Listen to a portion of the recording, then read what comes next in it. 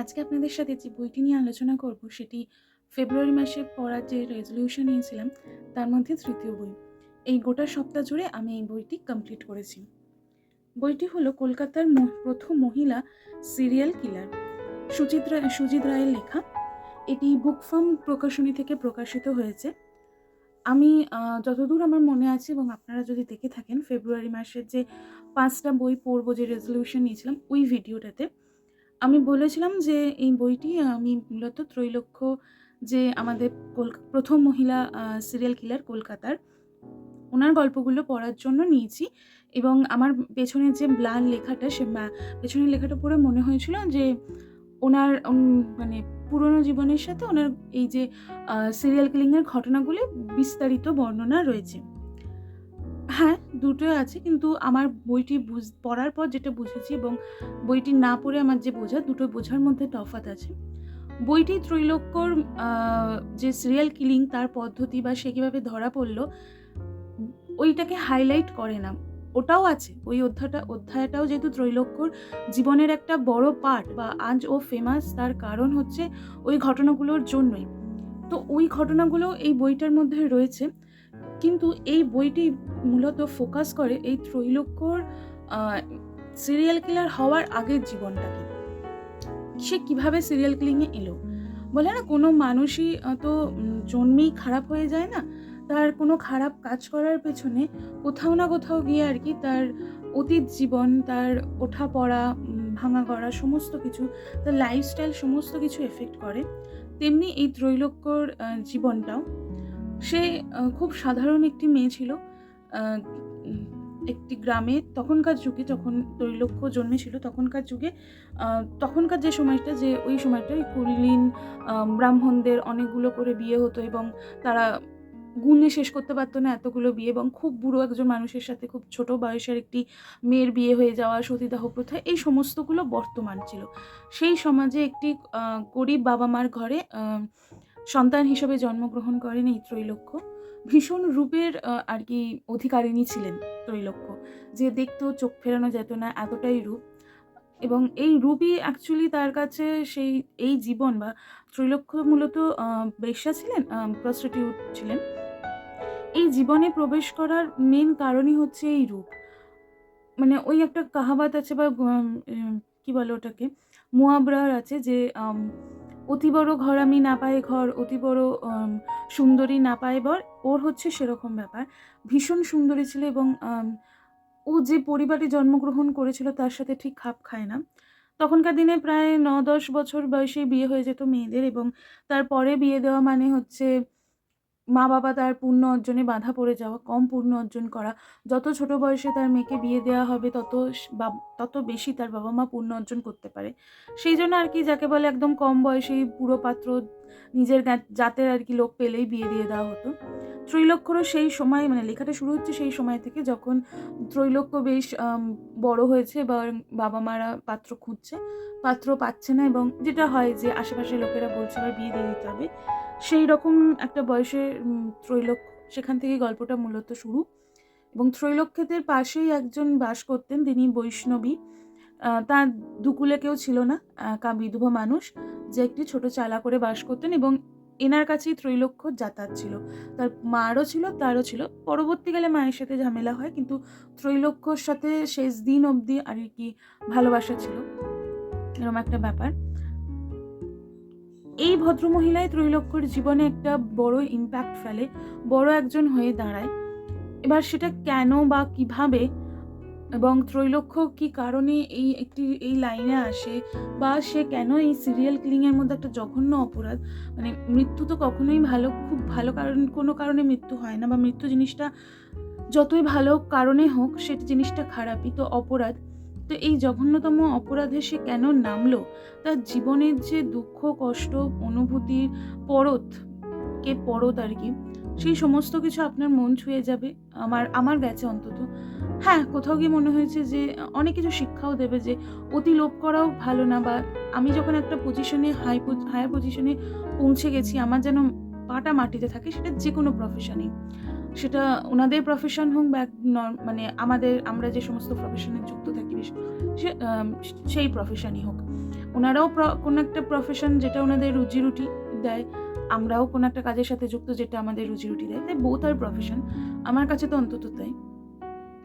তো সেখানেও গর্ব করা বা অন্য মানুষদের সাথে যারা তোমাকে সেই জায়গায় এনে দিয়েছে তাদেরকে তুচ্ছ-তাচ্ছিল্য না করা, এগুলো যেমন তার জীবন দেখায় এবং মুদ্রার এপিঠ ওপিঠ হয়, সময়ের মানে সময়েরও এদিক ওদিক হয়। দিন থাকলে যেমন রাত আসবে, তেমনি আবার রাতের পর দিন আসবে। তো আমি রাতের পর দিন এসছে মানে সেই দিনটাকে অবহেলায় হারিয়ে ফেলবো, কোনো কিছু সঞ্চয় করব না বা কোনো কিছু ভবিষ্যতের কথা ভাববো না, সেটা উচিত না। এই সমস্ত কিছু ত্রৈলোক্য জীবন কাহিনীটা পড়ে আমার মনে হয়েছে বা আমি সেটাকে উপলব্ধি করেছি। আমি চেষ্টা করি সমস্ত বই থেকেই কিছু পজিটিভিটি নিজের মধ্যে নেওয়ার। তো এই সমস্ত কিছুগুলো আমার কাছে অন্তত positive aspect of this book.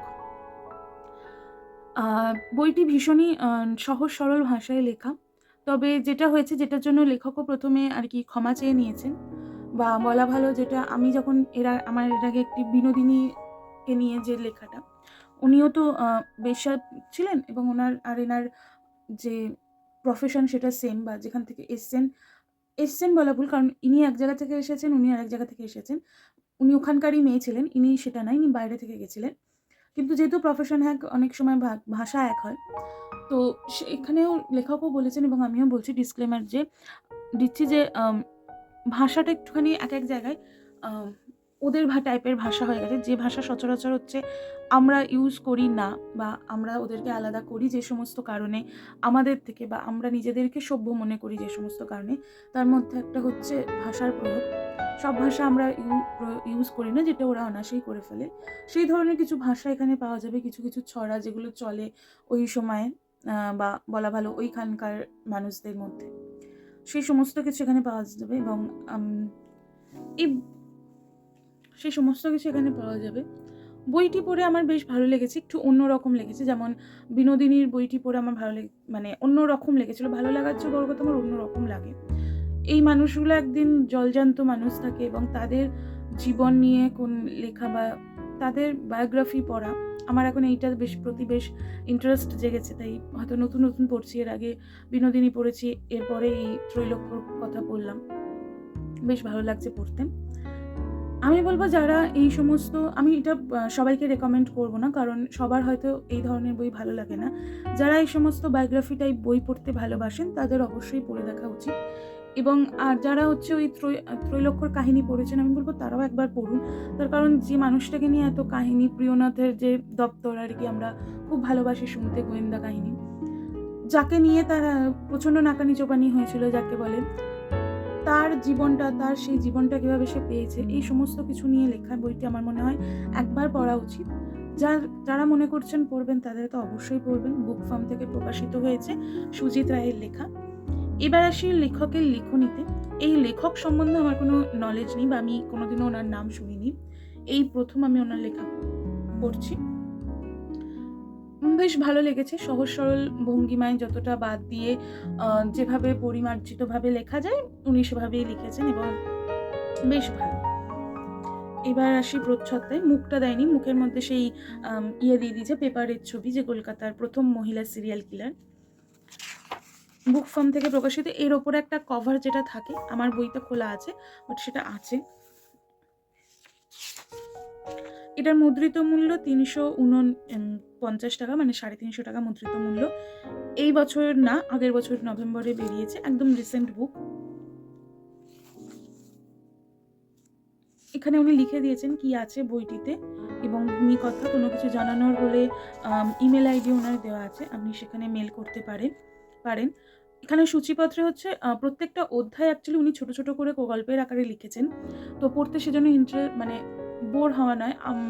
অনেকেরই হয় যারা একটানা লেখা পড়তে ভালোবাসেন না। এটা একটা ছোট গল্পের মতো, একটা গল্প পড়লেন, রেখে দিয়ে আবার কিছু টাইম পর বা কিছুদিন পর আরেকটা পড়লেন, সেরকমভাবেও পড়তে পারেন, একটানা মনে রাখতে হবে না, এই আর কি। কিন্তু এটা একটা মানে পুরো থরলি একটা গল্প, মানে একটা উপন্যাসকেই ছোট ছোট গল্পে ভেঙে বা ছোট ছোট অধ্যায় ভেঙে দিলে যে জিনিসটা হয়, সেই জিনিসটা আদতে একটা পুরোটাই একটি উপন্যাস বা একটা কেক, তাকে পিস পিস করে প্রেজেন্ট করা হয়েছে। প্রায় অনেক কটা আছে, আমি গুনিনি কটা অধ্যায় আছে।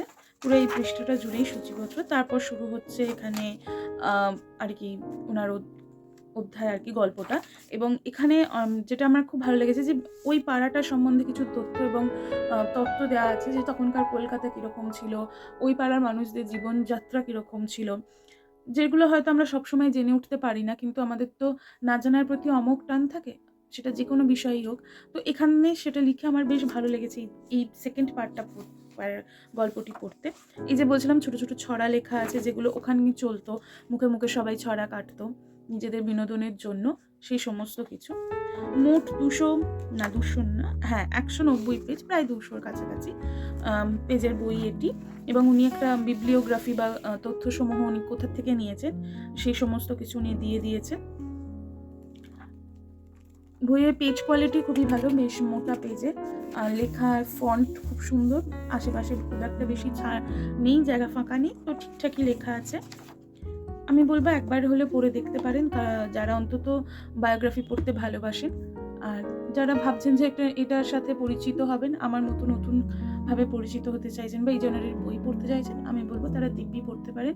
সহজ সরল ভাষায় লেখা ছোট একটি বই, বেশি দিন লাগবে না পড়তে। যারা পড়েন আর কি, বই পড়েন, তাদের ক্ষেত্রে বলবো ভালো লাগবে, বেশ নতুন জানতে পারবেন একটা মানুষ।